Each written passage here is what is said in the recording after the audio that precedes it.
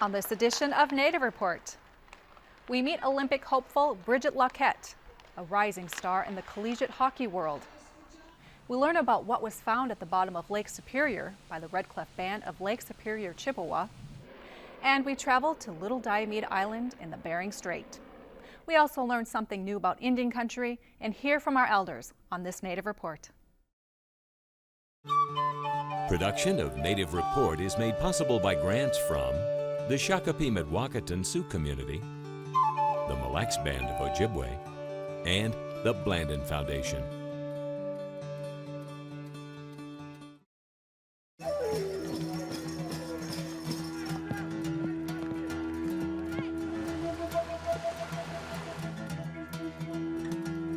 We're proud of our young people when they graduate.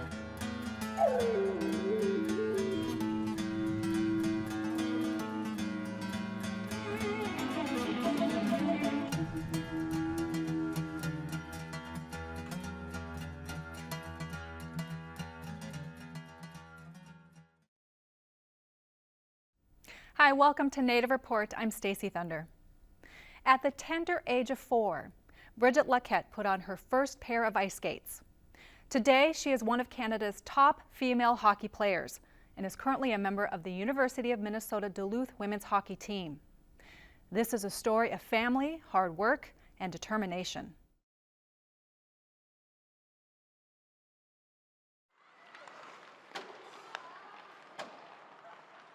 It is Friday afternoon, and the University of Minnesota Duluth women's hockey team is practicing at the Amsoil Arena.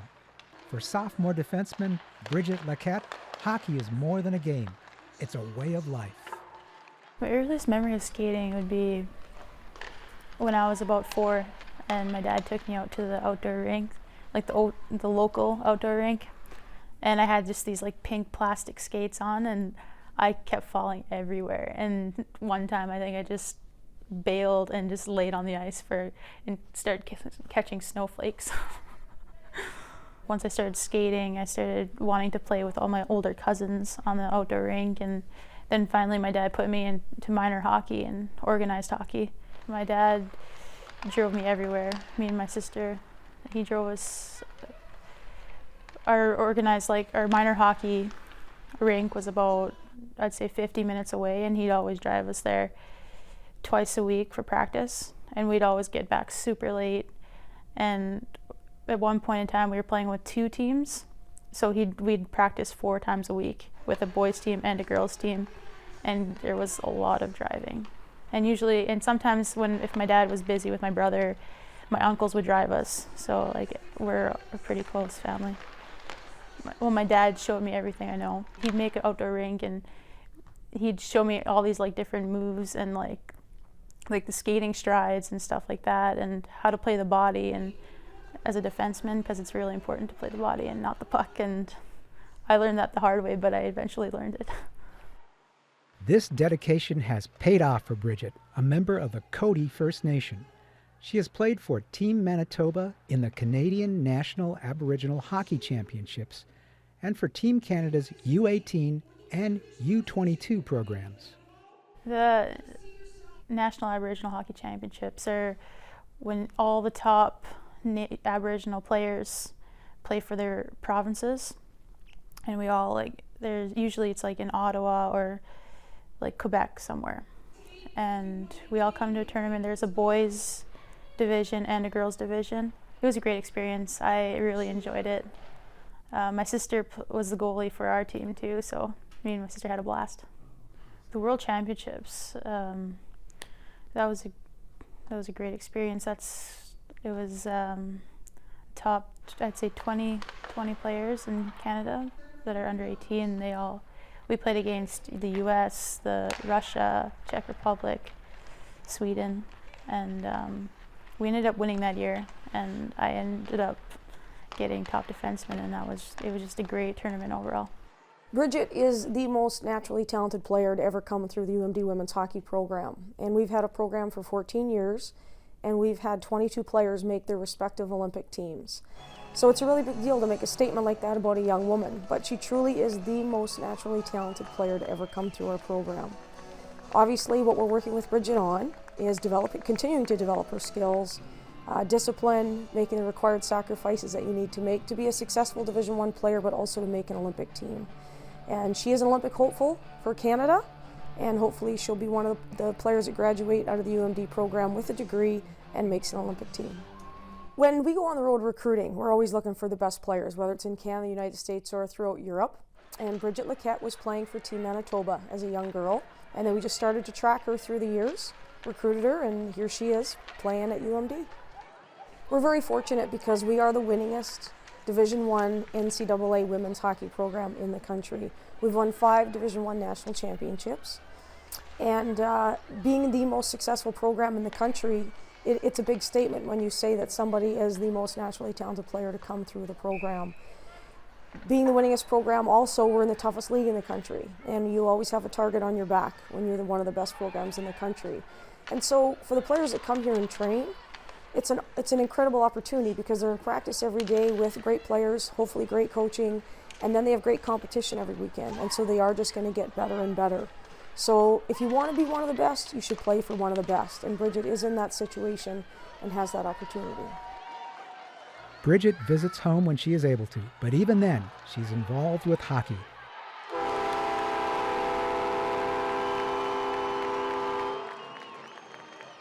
I go home in the summertime and at Christmas. My dad has a hockey camp that he runs, and I usually go and skate with them and like run skill sessions with his hockey camps and stuff like that. And I had a couple reserves that want me to come speak at their youth conferences back home. So hopefully I can get to that once I have time. The first time I met Bridget's parents, I was very impressed. They were extremely polite, very disciplined, very serious about her future, and really wanted her to be in the right hands. She did choose to stay in Manitoba and go to the University of Manitoba her first college year, so we didn't get her right away. But she had a frustrating experience there and transferred to Duluth, and so now only has 3 years to graduate with a degree. I had a pretty bad experience when I was at the University of Manitoba, and I just wasn't having fun. Like I felt like maybe like the hockey could have been better, and I always felt that there was something more. There was like something missing when I was at the U of M. And I think I've always wanted to come here anyway. Bridget remains humble in spite of all the attention, which is fine with Coach Miller, who stresses the importance of life beyond college and hockey. When players come to us as young women, they're 17 or 18 just starting college, and so it's the holistic approach. There's no question it's the holistic approach. It's not just about hockey. Hockey's a vehicle through which we teach, and everybody knows that. It's about life. It's a life process, and we're basically getting them ready to go out and live their lives. And so it's everything from discipline to nutrition to how you handle classes with regards to scheduling, discipline of what time you get up, what time you go to class, how you dress, how you behave in class. Coming to hockey, your training block, you have a 4-hour training block every day. And then how you continue out into the community then once you're released from school and released from hockey for your evening activities, your weekend activities. So it's everything. It's very important to be a role model. I feel like I've never had that person to look up to when I was younger growing up. Like I didn't have that First Nation role model, like hockey player, sports person that I've never heard of someone when I was growing up. And I mean, from what my parents taught me, they always told me to stay humble and work my butt off with everything I do, and good things will come. Work hard and never give up.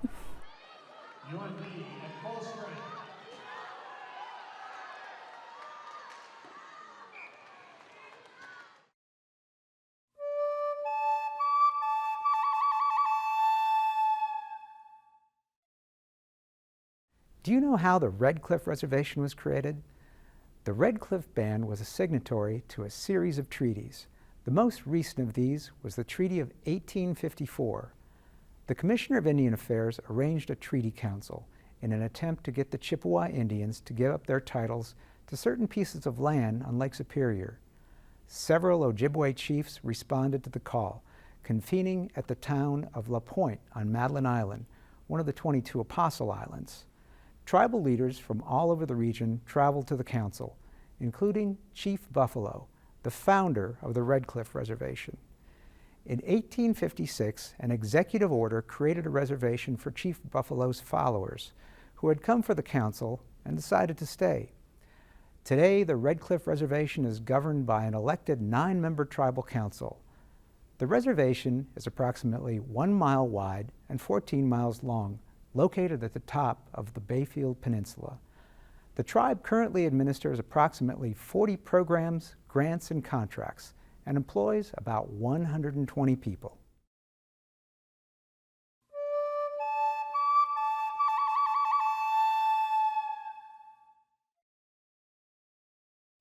Next, between the years of 1959 and 1962, the U.S. Army and its contractors secretly used Lake Superior as a dumping ground for over 1,400 steel barrels that contained classified materials. The Red Cliff Band of Lake Superior, Chippewa raised and assessed a number of these containers to see if they are a danger to one of the greatest natural resources in North America.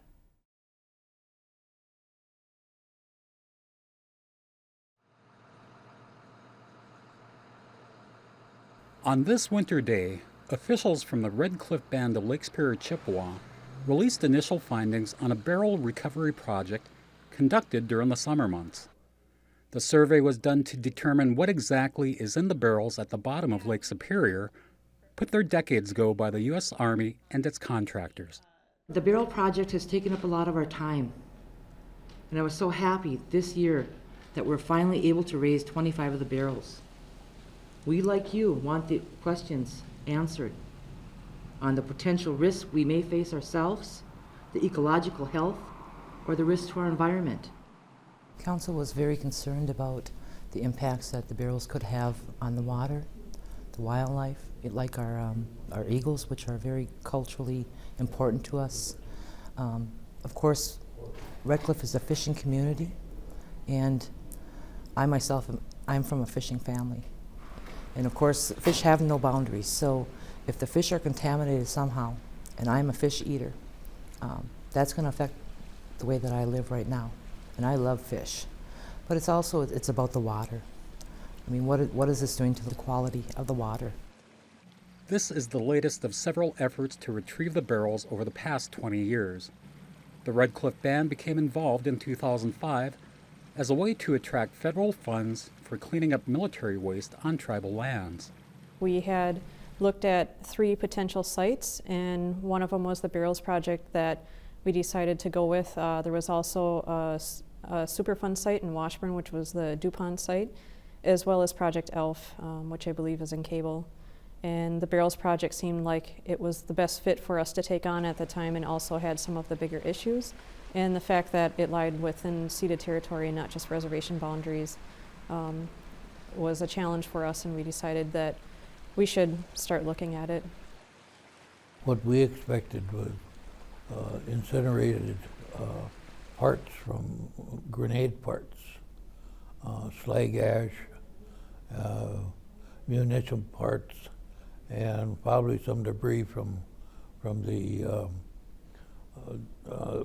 production line.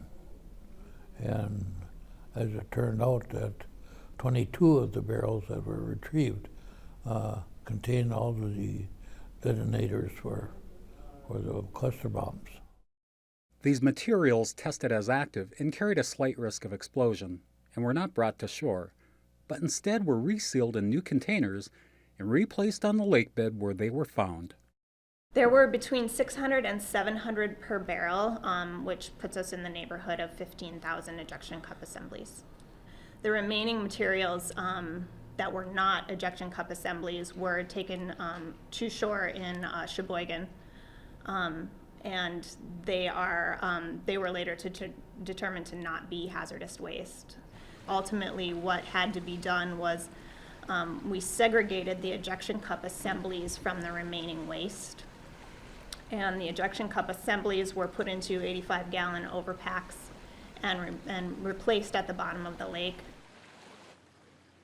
Even though the barrels were dumped in a corridor near the city of Duluth, Minnesota, across the lake from Red Cliff, the band is signatory to a series of treaties that covers Lake Superior and its surrounding tributaries. Those treaties then covered the exercise of rights that were guaranteed in those treaties, and so that is our sovereign responsibility as stewards for not only protection of the water and land, but protection of our children yet to come. Part of our planning document is to keep the stakeholders informed, and of course that's the other tribes, the cities, the counties. So we've been doing that, so I think that they've been fine with the information that we have been giving them. It's all about Lake Superior, and we all love that lake, and we have that spiritual connection to it.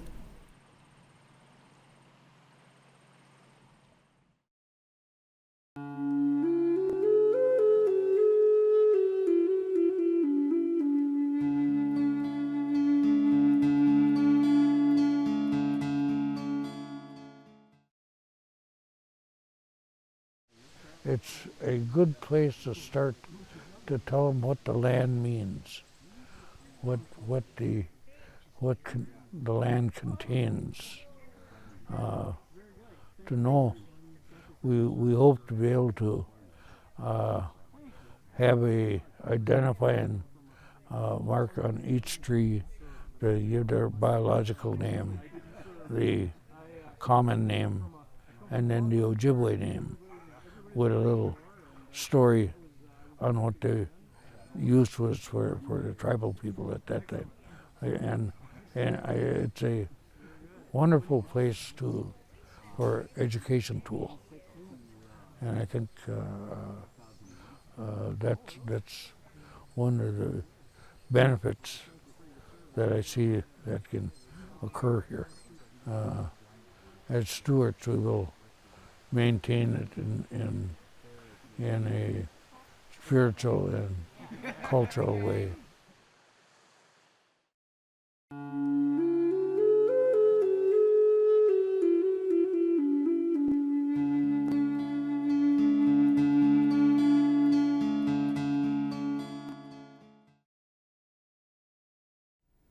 For the last 6 episodes of this season, we are once again pleased to share a documentary by Jeannie Green from Alaska.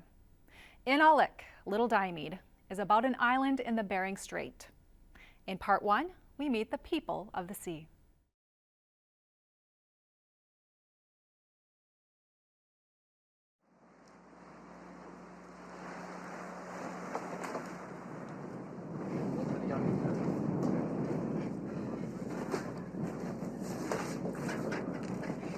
It's Wednesday morning, September 24th, 2003, an important day for the people of Diomede.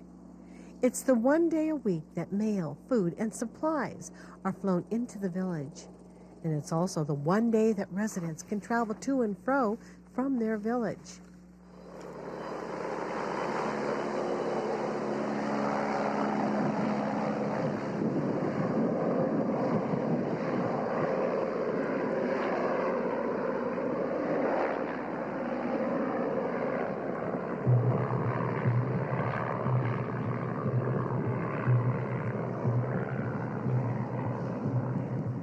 You see, the village of Diomede is located on the island of Little Diomede in Inalik, 28 miles off the coast of mainland Alaska and 1¼ miles from Soviet waters. Behind Little Diomede sits the island of Big Diomede. Separating the two islands is the international date line, the line between Soviet and American waters. It's also the place where time changes. What do I mean by that? Well, if it's 12 o'clock Wednesday afternoon on Little Diomede, then it's 11 a.m. Thursday morning on Big Diomede. If you're in a boat between the two islands floating on the international dateline, you can actually go back in time. When the Iron Curtain was formed, Big Diomede became a Soviet military base, and all residents living on the island at the time were moved to mainland Russia. During World War II, Little Diomede residents who strayed into Soviet waters were taken captive. Today, there is a small but constant military presence on Big Diomede. At the top of Little Diomede Island, the winds often blow in excess of 50 miles an hour, making for a bumpy ride. And just as you think you're going to be blown away, you reach the edge and you look down in amazement and wonder at the tiny village perched on the cliffs.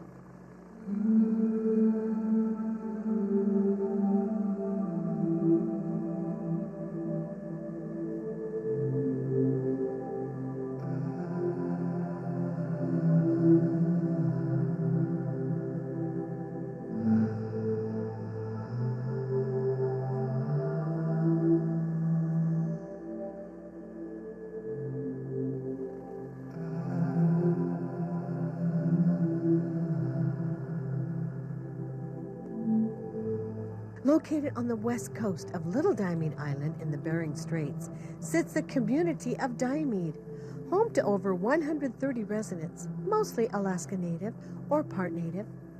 The Inupiat people of Diomede depend almost entirely upon a subsistence economy for their livelihood because employment is limited to the city and school.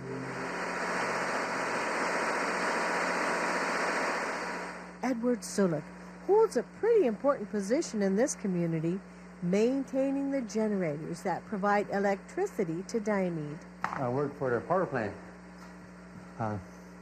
operator. When I have time, I go down there and monitor. I just check the control panel, all the numbers, see if it's running right. You know, phases, 3 phases. Add oil if you need oil,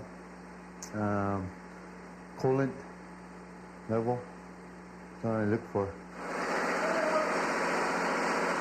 And to keep the generators running smoothly, Edward sings to them in Inupiat. Orville Akinga Jr., or Oj, as most people know him, does a majority of the electrical work around Diomede and has been extremely busy with the Rural Cap Housing Project. Mainly these are home improvements on the Rural Cap. And they're fixing the homes that really needed improvements or get up to code and wiring or something. Yeah. I've been doing this 13 years. I work with the power plant and manage the utilities. Somehow I managed to, I wasn't looking at this job, but somehow I end up getting on it, doing the work for the people here. But I like wiring, and that's what I do. Diomede's water supply comes from the mountain.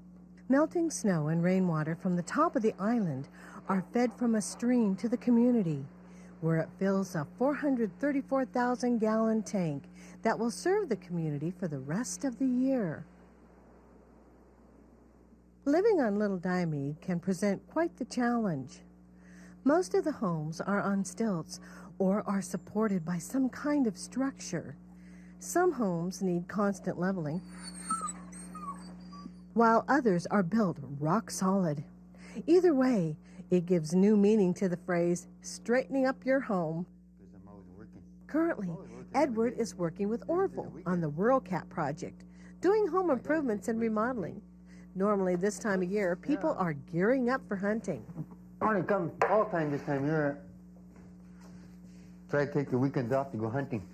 I like to hunt better in fall time, or there's more game. Right now, it's still kind of scarce. The seals aren't around yet. Not too many. I'd say Diomede is a better part subsistence. It's not as strong as it used to been, though, you know. It's still very important for the people that are doing it now. They realize what benefits they get off it. Little Diomede is home to thousands of birds which provide eggs and meat for the residents.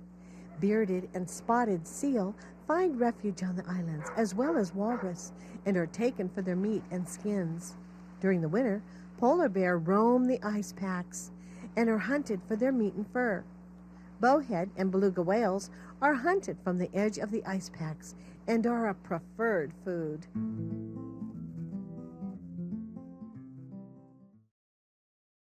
For more information about Native Report or the stories we've covered, look for us at nativereport.org and on Facebook. Thank you for spending this time with your friends and neighbors here on Native Report. I'm Stacy Thunder. Hope to see you next time. Stacy Thunder is a member of and legal counsel for the Red Lake Nation, and Tad Johnson is a member of the Boys Fort Band of Chippewa and is chair for the American Indian Studies Department on the campus of the University of Minnesota Duluth.